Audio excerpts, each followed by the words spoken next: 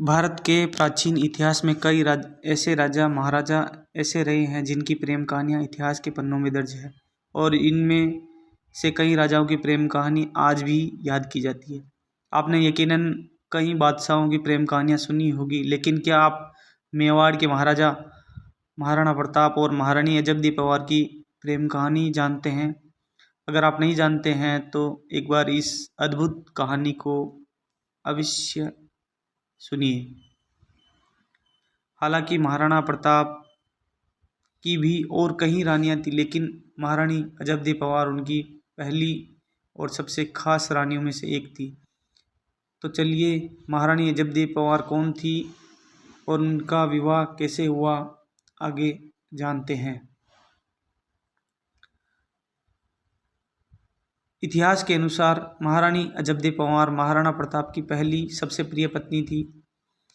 आपकी जानकारी के लिए बता दें कि अजबदेव सिसोदिया के एक परिवार में पैदा हुई थी। उनके पिता का नाम राव मामरक सिंह था। उनकी माता का नाम हंसाबाई था।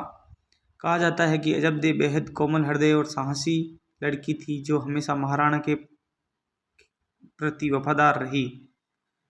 इतिहास के अनुसार महाराणा प्रताप जब 17 साल के थे तब उनका विवाह अजबदेव से हो गया था और अजबदेव उस वक्त 15 साल की थी। लेकिन कहा जाता है अजबदेव और महाराणा प्रताप एक दूसरे से शादी करने से पहले से ही जानते थे। वे काफ़ी अच्छे मित्र दोस्त थे।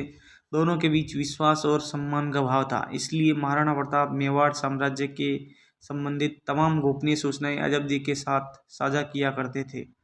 महाराणा को अजबदेव में रानी जयवंताबाई की छाया नजर आती थी।